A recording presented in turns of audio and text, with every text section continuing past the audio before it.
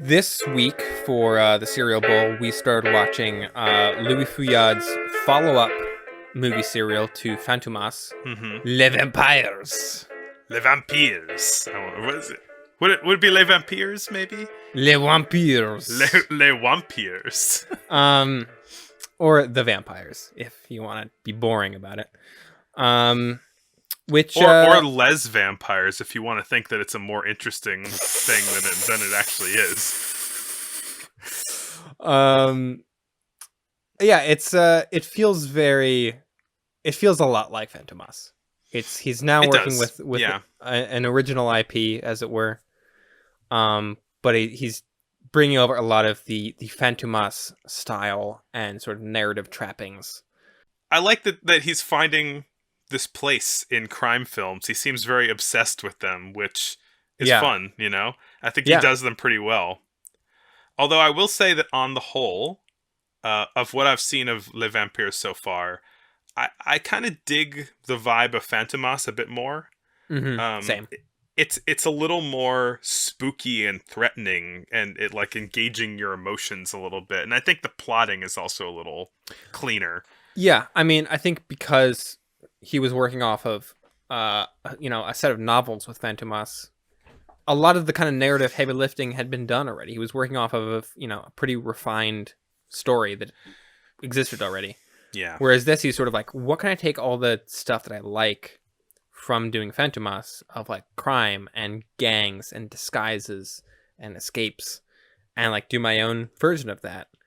And it feels a little bit more narratively shaky, I guess. The writing, I don't think, is as good in Les Vampires. It's very, very predictable. I think I was actually like kind of surprised by how surprised I was with Fantomas. Fantomas got me. Like, there were twists in that I was like, oh my god! What? Yeah.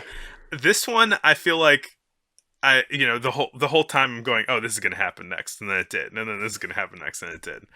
A little bit. And I'm not usually one to like try and outguess movies, which I feel like is a bad way to watch movies. It is, yeah. But it wasn't awful. It was fun, and it had a lot of really cool style in it, for sure. Yeah. The I guess general sort of like premise of the Vampires is we follow an intrepid reporter, Philippe Gurand. Nice. It sounds like I pronounced it correctly, but I probably didn't. Sort of in the vein of Fandor from Fantomas. And he is investigating a crime ring, a gang called the Vampires. They aren't actually vampires. I know you were disappointed by that. They are just criminals, but they have a lot of, I guess, sort of pageantry and theatricality that vampires are sort of known for. And so we over the first, we watched the first three parts, the first three episodes. Yeah, the three that were released in 1915. The first two were released on November 13th, and the third one, oh my god, was released on December 4th of 1915. So the first episode is titled "The Severed Head," which is already interested. La tête coupée. And so Philippe, our hero, finds out that a local police inspector has been found beheaded. He also finds out that all of his notes on the vampire gang has been stolen, and he finds out that this guy Mazamet, who I guess works in the same building, I think, has stole the files for the vampires because the vampires are threatening his family. That's important because Mazamet is going to be a recurring character in these. Yeah. He almost calls the cops on Mazamet, but then he shows him a picture of his family, and he's like, "Oh, please, I've got a family." They have my family. Do they actually have his family? I thought they were just kind of vaguely threatening him. No, I don't think they have them like kidnapped somewhere, but I think it's sort of like, do what we say or your family gets it. Yeah.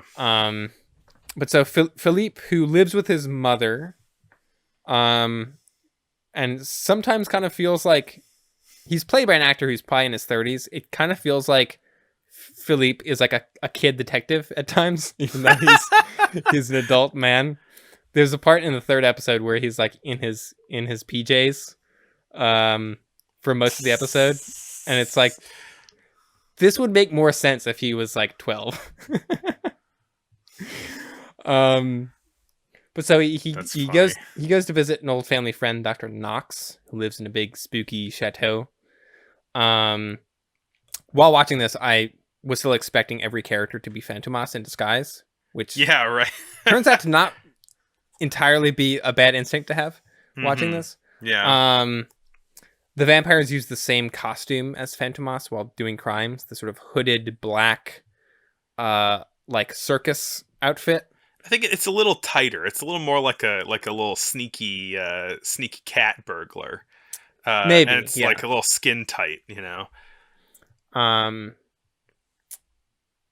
But so Philippe is framed for the theft of some jewels of a wealthy American woman who's also staying at the chateau. He finds a secret compartment behind a painting. And inside he goes to like get the judge, and they go back, and inside the compartment is a box containing the severed head of the inspector. And then they find the American woman, Margaret Simpson, has been murdered, and Dr. Knox has vanished up the chimney. And they find the note that reveals that Dr. Knox was actually murdered, and the guy that they had been talking to and thought the doctor was Dr. Knox was actually the Grand Vampire in disguise. And it ends with him sort of escaping across the roof like a spooky Spider-Man. Very cat-like. He's creeping and crawling, and he's climbing on roofs. Cat burglar on a hot tin roof. And the Grand Vampire appears in each episode, but I think in at least 2 of the episodes, he is played by a different actor. Wait, really? I believe so. He always looks different, and that is explained in the context of the story as, he's in a different disguise. Yeah. But apparently they had to keep recasting that role because people kept having to go off and fight in World War I, which was, happening in France. As this was being made. Oh my God. I didn't realize that. I didn't know that. They kept losing actors because they had to go, fight the Germans. Jesus. You gotta wonder, what is happening? We've never lived in a country where a war is happening in, How much does life go on, and you make movies and go to the movie theater when war is happening in your country, like your country's trying to be invaded and stuff? Yeah. It is something that I have thought a lot about. As an American, that's something that I have certainly never experienced, and I don't really know if anyone I'm directly related to has ever experienced, because it's not a thing that really happens in the United States. There aren't large scale land invasions or wars on U.S. soil, really. We're soft. There's the Civil War is the big one. Yeah. But other than that, it's mostly wars being fought in other countries. Yeah. And one thing that I find, I'm going off on a tangent here, but one thing I find really compelling about World War II films from other countries or war films in general from other countries, is how different their perspective is. And how it is much more about this is a thing happening to us here now where we live, as opposed to American World War I or World War II films are we're off, to another country to fight the war, and then we go where the war is, and then we return, and it's okay, cool. That's true. Yeah, that's really interesting. And so I've been watching a lot of World War II movies, particularly from Europe or about Europe, and they hit so differently, and they feel so much more personal. As far as I can tell, the war, apart from the casting, doesn't really influence this film. You'd never guess it watching it. It doesn't really feel that different from Fantomas or anything else we've watched. Yeah. In that sense, it doesn't feel there's no references to a war happening or anything like that. Yeah, so I mean, this one, it it's got the broad strokes of similarity to Fantomas, of a lot of detective-y goings on, a lot of Mm-hmm. tricky thieves who leave business cards. Yeah. Um, A lot of uh, notes and cards being left behind. I mean, it's the kind of like a master thief wanting to leave a calling card situation, except they Yeah. kind of left like a short essay. Um, I uh, I have to make the joke that the rich American is called Maggie Simpson. Um, Ah, and I also have to make the joke, what's in the box? of Because course. Of course. they found the head in the box. Yeah. Uh, Um, I mean, I have a joke for episode 2, The Ring That Kills, which already that sounds like a pun title because like physical ring or like crime ring. Um, oh. episode 2 opens up with one of my favorite things about old-timey things is a guy going to the club to read the news. Which is just I love the concept of like I gotta go to like my fancy club so I can read the paper. Um, Like sit in a nice chair, yeah. yeah, it reminds me of like Sherlock Holmes stories.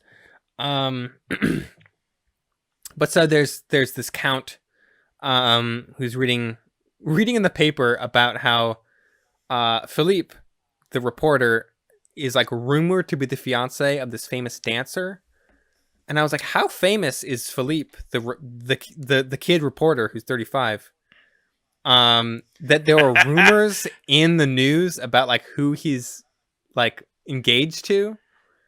This kind of thing happened with Fandor too, and also in this, where it's like this person is like, oh, Fandor's on the case. Fandor lives here. Like, Philippe lives here, and he is investigating the crime ring. There is no consequences to us making the reporter into such a character that we report on his personal life and tell you where he lives when he is doing in-depth work on a crime ring. But also just like the only person I could think of that is like a famous reporter is like Ronan Farrow, maybe, as someone who is like Ronan Farrow has like shown up on Colbert, you know, as a guest. It's like he's well known enough for like doing really in-depth reporting that it's like, oh, he's like a famous reporter. But also he has like all these family connections that make him kind of well known also. That he also has done a lot of reporting on. But yeah, I was trying to think of like what is an equivalent of a character like this, of someone who is like in the public eye just for like their reporting. I mean, I think journalists used to be more known because there were like kind of more centralized journalism areas, right? Yeah. Like your what you call them? That's all that. Oh my god, that's the way the cookie crumbles. Well, no, I don't know. I'm blanking on the name, but you know, all of these like these news anchors from the 50s and 60s who are like the news anchor, you know? Right, but at least they're like visible. They're on television talking to you. This is just like a guy who is in the I don't know. We're talking too much about this tiny thing. But I that was just I found that amusing. And so the Count goes to the ballet. He's seeing this sort of bat vampire themed ballet that the well, it's based on the vampires, isn't it? Isn't it supposed to be like a it's called The Vampires. I don't know if it's actually based on the criminals. I feel like what's happening is that they are taking some creative liberties. I think this is Fantomas episode 1 again, where they're doing a play of the crime gang that's in the news right now. Yeah, that does make sense. Because then the Count gifts the Philippe's fiance, what was her name? Marfa. Terrible name. Yeah. He gives her a ring as a gift, which is poisoned. And so she wears this poison ring and after the performance she dies. Or she dies on stage. Yeah. And she's in this like bat costume. And I thought, is this the show that scared Bruce Wayne as a kid? I mean, this she moves like Batman. She looks like Yeah. Batman in this stage performance. Like she's got the way that she moves with her cape. It's almost hasn't. She is dressed as Batman, basically. Yeah, like her cape moves in this almost like unreal way. Like it is complete black, and so it's almost like this silhouette of these very kind of gravity defying bat wings around her. It was kind of interesting how it looked. Yeah. And so when she dies on stage, the Count does the ever inconspicuous thing of leaving the theater quietly as like the crowd rushes to the stage, and he's just in like his box, and he does a cloak swirl and leaves the theater. And we find out the Count is actually the Grand Vampire. No. And then a bunch of other stuff happens in this episode. Philippe is kidnapped, but Mazamet shows back up to help him escape. It turns out that Mazamet is a vampire. Yeah. And then Philippe's like, I can't believe it. You're a vampire? And then he pulls out the same picture of his family, and he's like, my family! I've got to feed my family with vampire money. That basically happens every episode thus far. So they do this trick when Philippe is kidnapped, where the Grand Inquisitor is going to show up, and so him and Mazamet grab him and put him in tie him up with the hood, like they had Philippe tied up. And so then when the rest of the gang shows back up, they bust in with the police, and the Grand Inquisitor is shot in the chaos. And the rest of the vampires escape, but the police unmask the Grand Inquisitor, and they find out, oh, gasp! It was the Chief Justice of the Supreme Court. It goes all the way to the top. Also, we find out in this episode that the sort of leaders, the inner circle of the vampires, are called the Black Council. That's rad. And then we're on to our third episode, the Red Cryptogram. Yes. Where Le Cryptogramme Rouge. Oui. These titles all do sound better in French. Philippe is decoding an encrypted notebook that he found at the hideout. On the corpse of the Grand Inquisitor, which I like. I like how they're really tying one episode to the next. They're making the serialization count, I think. Mm-hmm. And inside it says, the crimes of the vampires are recorded in this book. Woe to those who choose to learn these terrible secrets. Which, I don't have like a physical journal. But if I ever had like a physical diary or something, I would absolutely put that at the front. But this is what I mean by like bad writing. Like having the bad guys just have I found a list of their crimes, and it says, "Don't read this. It's a list of our crimes." That's awful. Yeah, it does feel very the intricacies of the plots of Fantomas are really kind of lost here. It's much more like crime stuff. I don't know. Yeah, it's got some vibes, certainly. So in this one, Philippe is pretending to be sick at home, in his PJs. In his PJs, and they, because he's so important, they put out a notice in the newspaper that he's putting a pause on his investigation of the vampires because he's sick at home. So nobody bother him. This is where he lives. But while he's sick at home, he realizes that the vampires are spying on him and looking at his front door at all moments. So he sneaks out of his chimney in disguise, and he goes to the Howling Cat, which is one of the most disreputable cabarets in Paris. Great. And it seems to be like a sort of front for the vampire gang. Yeah. And then there we meet a character named Irma Vep, which, as the serial is quick to point out is an anagram of the word vampire. Yeah, it's like the town of Nilbog. It's a little bit better than that. I mean, it's an anagram as opposed to like Iritmav.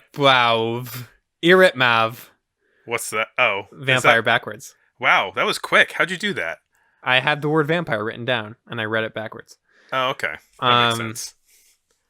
But so Irma Vep is like the headliner at the Howling Cat.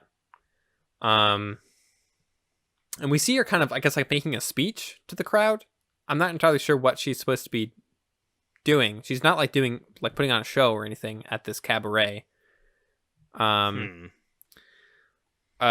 so that ends, and she goes downstairs to the secret, vampire part of the Howling Cat, and plots with the Grand Vampire to get the notebook back. They make a point of saying that there's other people dancing downstairs in like the vampire hideout, and they make a point of saying the Grand Vampire like doesn't care about dancing. Like that's not why he's there.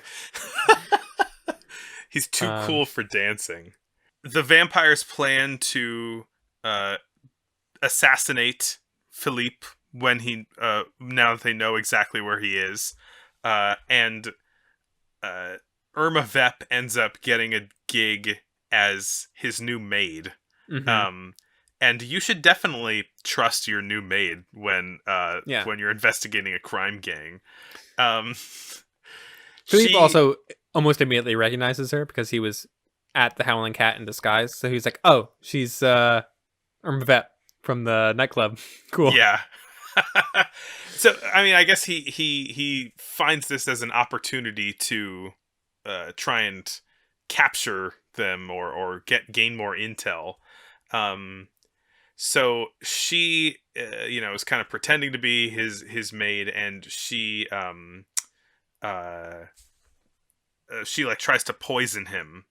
Like she swaps out some of his nighttime water or whatever, and tries to poison him, but he pretends that he's sleeping and he doesn't notice, but she like kind of looks in a mirror behind him. And let's see what else happens. So he's aware that she's one of the vampires and that she's trying to drug him. And so he pretends to go to sleep, and she walks in and checks on him.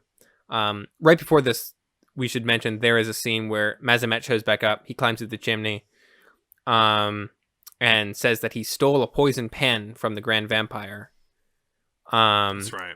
And Philippe's mother is called away on some urgent family business, and Philippe is like, "Here, take this poison pen. You might need it." So then Philippe is pretending to be asleep, and Irma lets one of the vampires in the hooded costume come in through the window. Yeah, they have to be invited in. Exactly. And he springs into action and shoots them both with his gun, and they fall down. But then he runs for the police, and when they come back, they've disappeared. And he finds out, his gun had blanks in it. She got him. We see Irma Vep and the other vampire escaping across the rooftops. I do like these shots of like escaping across the rooftops, because it's just like people running across roofs in Paris in 1915, and that's just cool to see. Doing some good sort of acrobatic parkour lightly, I don't know if they're really doing parkour. They're climbing up ladders. Look, I've seen Casino Royale. I know what parkour looks like. Yes, they're climbing up buildings and walking on roofs in cat suits, but it looks good. Yeah. But so then his Philippe's mother is kidnapped when she goes to check on her. She was called away saying her brother had been in an accident, and she goes to her brother's house, and his brother's not there. The person there is like, "Oh no, he's fine. Like he hasn't been in an accident." And so she calls a cab, but the cab is actually the vampires, and they take her back to their hideout, and she is forced at gunpoint by a guy named Father Silence, mm-hmm. who is deaf and mute, to write a letter to Philippe, a letter saying like, "I'm kidnapped, you know, give us back the code book, or I'll be killed." That's right. Yeah, they're trying to get back the code book, and the reason why they're breaking in is partially to kill Philippe, but partially to get the code book. Yeah, the code book that they wrote down all their crimes in. But so remember that the mom though has the poison pen that she was given, and so she drops it on the hand of Father Silence, poisoning him, and so he kind of realizes what's happening, but then he dies, and the mom escapes.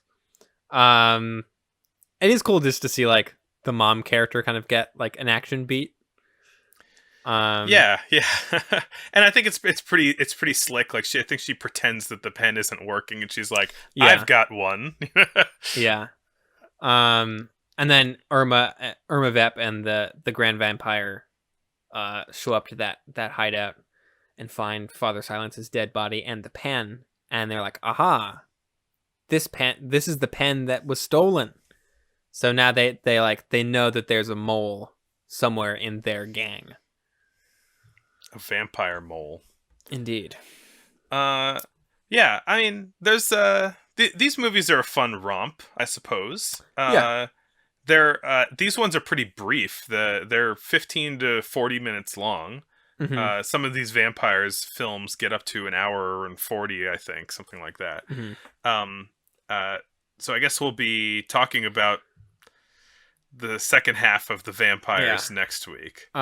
For like a little bit of how it was kind of received at the time, in France, at least at the time, crime films, I guess, were not the most highly respected. They were sort of viewed as kind of low art.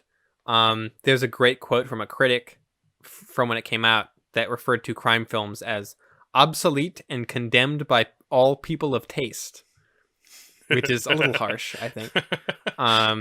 People wrote so dramatically back then. I know. The other thing that made me think about this is like,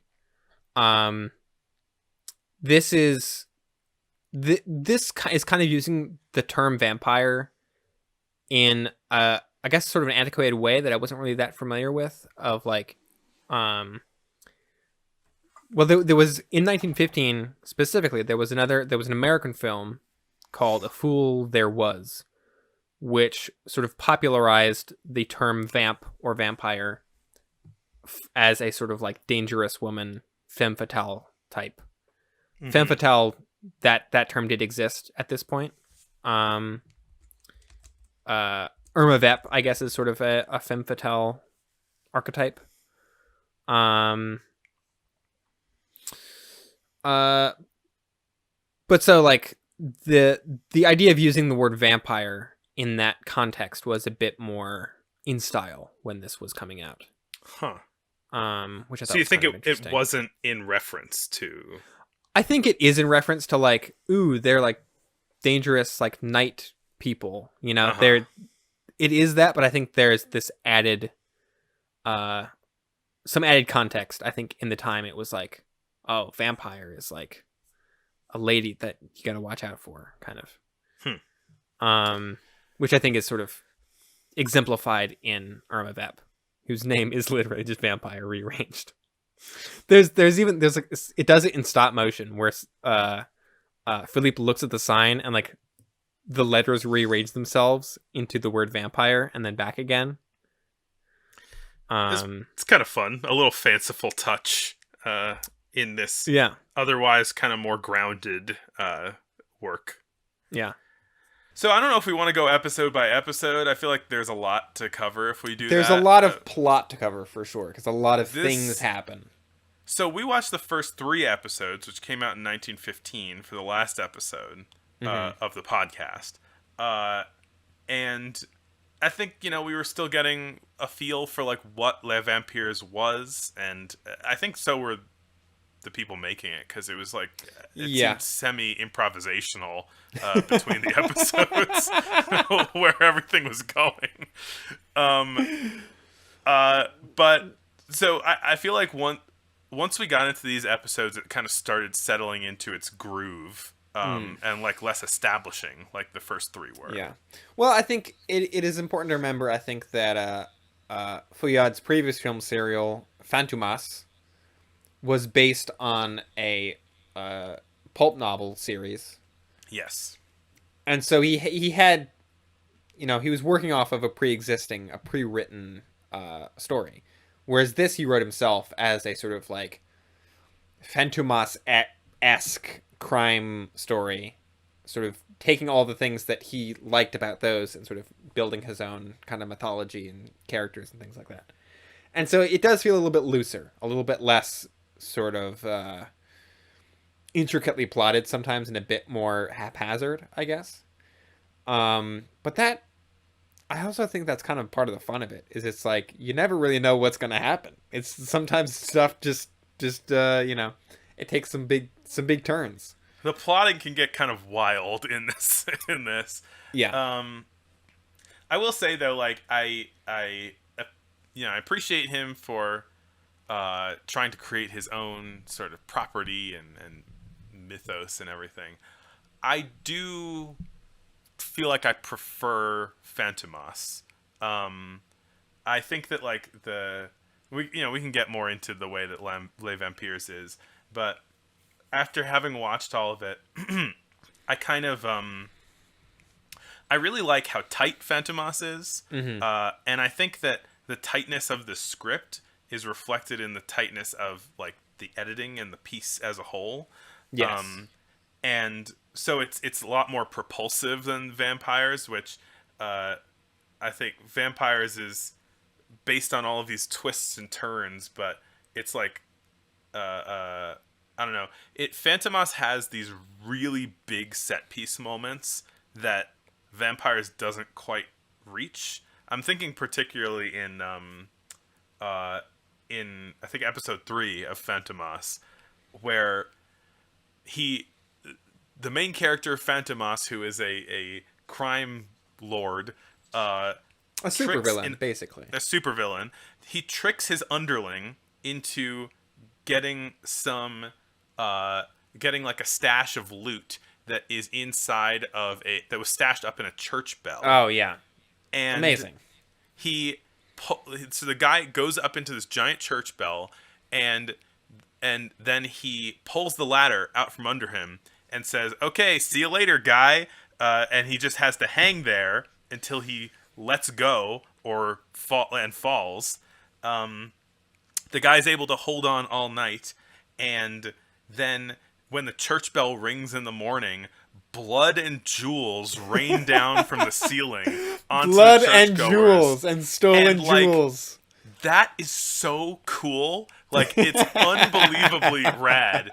And like, I wish that I could get something that wild with Le Vampire. But it doesn't quite reach that level. I do think just like that single image almost of like a church bell ringing in the morning and then blood and stolen jewels falling out of it is like, that sums up the vibe of these. It's like, it's very pulpy, it's very kind of over the top and lurid, but there's something just so kind of like fun about it also.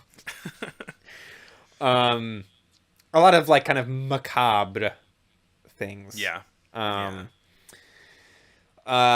Two things I was very reminded of watching this. One is Batman. I feel like there's a lot of Batman-esque things that happen of just like, we'll rob this like high society ball while put them all to sleep with sleeping gas and then like steal the jewels. And that's like, that just feels very Batman-esque to me, of like the sort of thing that would happen in it. Also, there's like a scene in, I think we covered last episode, where they go to an opera where someone's wearing a bat costume.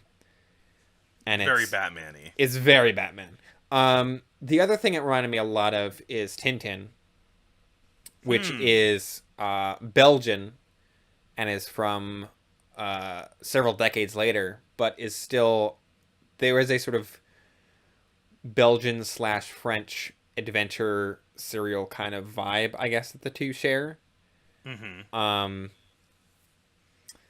That I don't know, you definitely like some of the character archetypes, some of the way in which stuff is staged.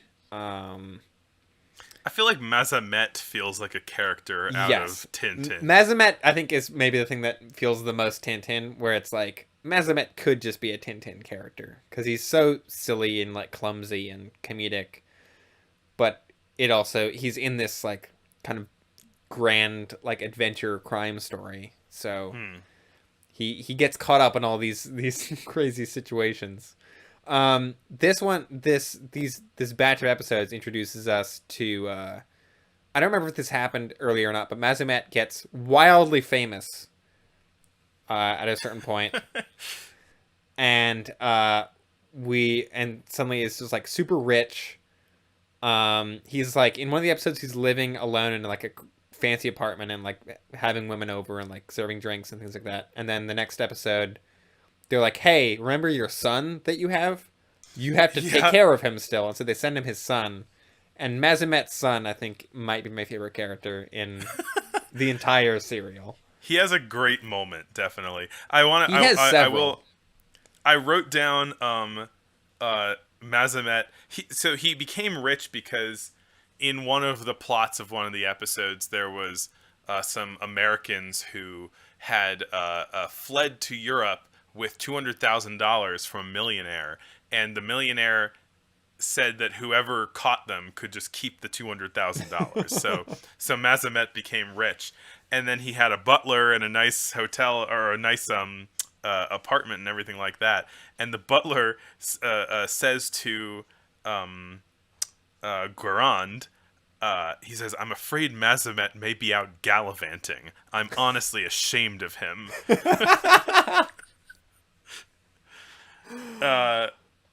Which, yeah, he's a silly dude. He was a vampire, but for a second, but he didn't have the guts to be one. Yeah. Eustache Mazamet is the name of his son. Yes. So I mean, I guess some of the big plot things that happen in this is we get introduced to Moreno, who the is leader of a rival gang. A rival gang to the vampires, and he becomes this sort of like alternate antagonist almost, but yeah. So there's like the leader of the vampires, and there's Irma Vep, who is like also one of the vampire leaders, but not the grand vampire. And yes. Irma Vep is almost this like the quintessential femme fatale character. She's like not technically the first, but is sort of like possibly even the character that like popularized the even like idea of a femme fatale. Mm-hmm. Or maybe I researched this a while ago about like where the term originated from and things like the word vampire was originally used kind of interchangeably with femme fatale, like to describe that type of character.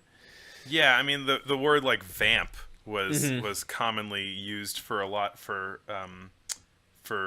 certain leading ladies at this time. And of course, there was one Irma Vep being an anagram for vampire.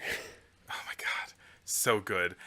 Speaking of, there's a point where Irma Vep is captured, and one of the head vampires is in disguise to help get her out, and he sends her a message. He's dressed up as a like a priest who is giving people their last rites or giving religion to all the people in the jail, and he's handing out cards that say like a little religious phrase on them, and he hands it to Irma Vep and gives her a little look.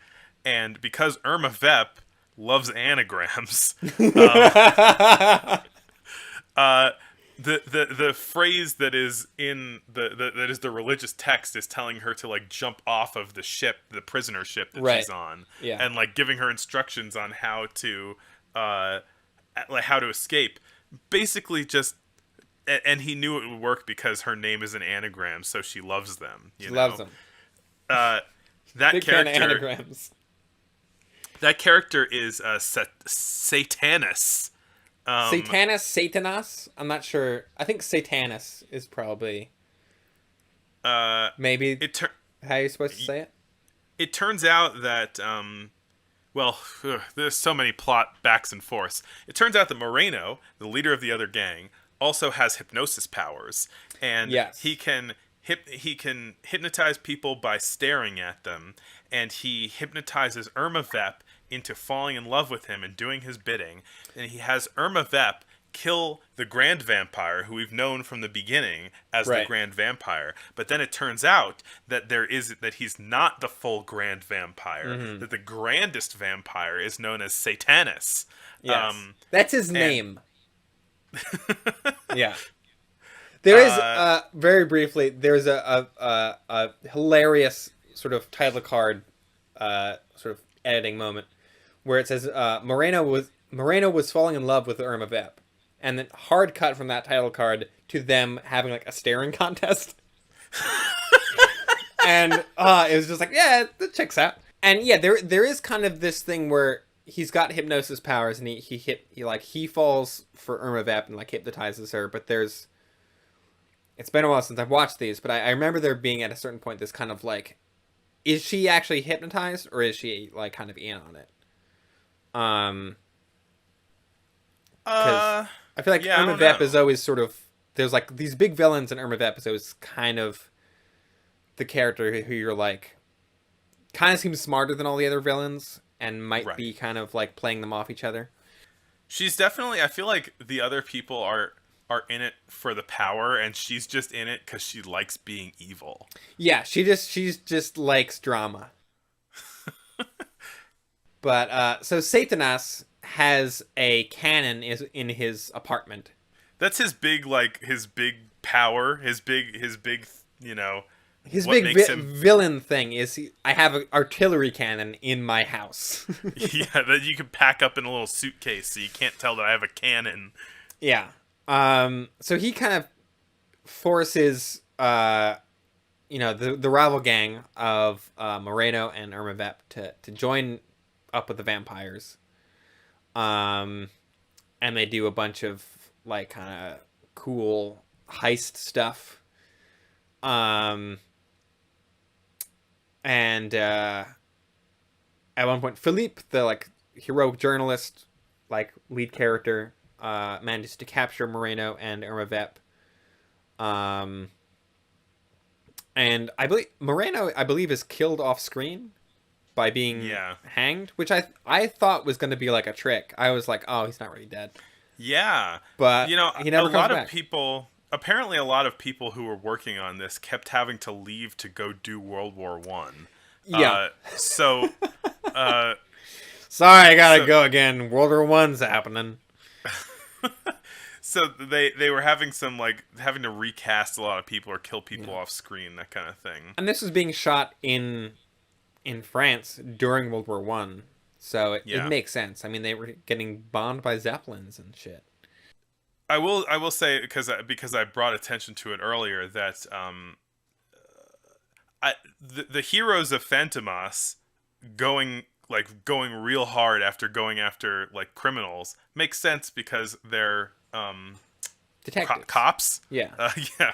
But this is a journalist, like a star journalist whose beat is the vampires. Yeah, But like there is so much of him just like taking the law into his own hands. Oh, and doing the craze, like just straight up committing crimes. Oftentimes, he is like not only just like breaking the law, but also like violating journalistic practice, because he there is a point where he takes out a pistol and just intimidates somebody with the pistol into giving him the information that he wants for his story. That is another thing that reminded me of Tintin. Tintin in those comics and cartoons and movies and things is also just a journalist, but is like not a child, but is like clearly very young.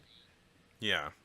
And Tintin is just like traveling the world, like ostensibly, I guess, writing about all these things, but he's just like, raiding tombs and like fighting gangsters and stuff. Finding sunken treasure. Maybe journalism was just a much wilder profession back then.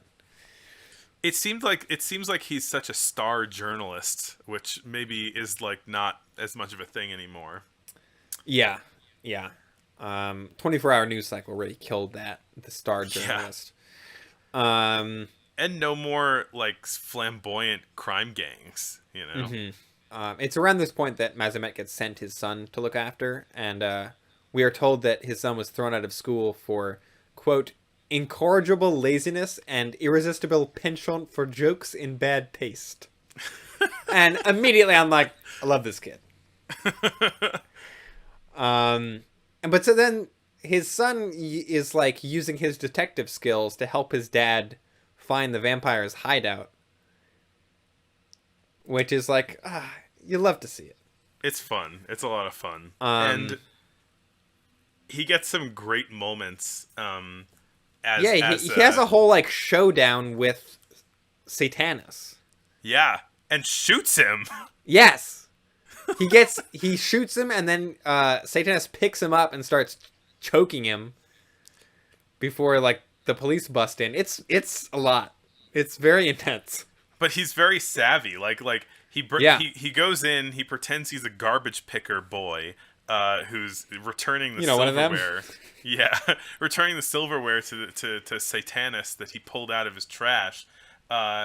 And while they're going to fetch, while the butler or whatever is going to fetch Satanus, Mazamet comes in and hides inside of the chest.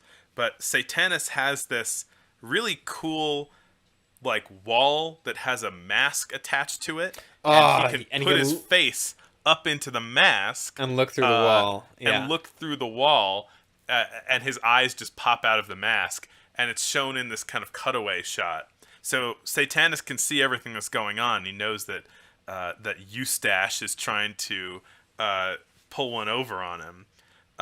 So he starts kind of threatening his pops, who's inside of the chest. And then, rather than he's that hiding in a chest during this, right? Yeah. There is presumably to jump out at some point, but then Satanus locks him inside the chest. Oh, right, yeah, because he knows that he's in there. I'm sure we've mentioned this at some point earlier about either this or Fantomas, the other serial that we covered. But Louis Fouillade loves putting someone in like a small hidey place, like a chest or like a laundry basket. Or like I don't know if we have talked the about trunk of a car. It happens at least once per episode. Yeah, at least wardrobes. People like hiding behind curtains. Definitely. Yeah. There's so much of that.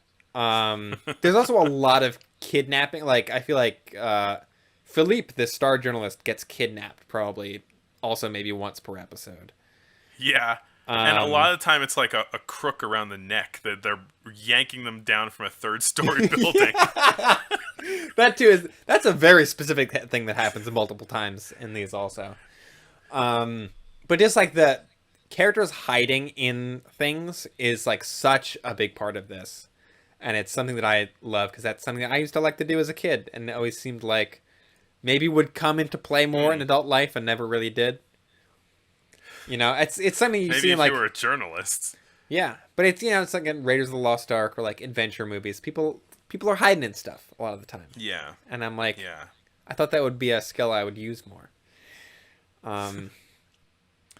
But so there at some point around this time in one of these episodes we are introduced to Irma Vep during this whole sort of anagram business she's tipped off that the prison boat that she's on is going to get blown up by Satanus using his cannon.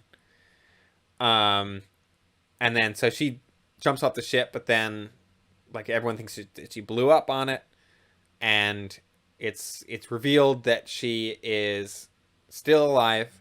And she kind of returns to the old vampire hideout with a new leader for the vampires after Satanus, whatever his name is, gets arrested.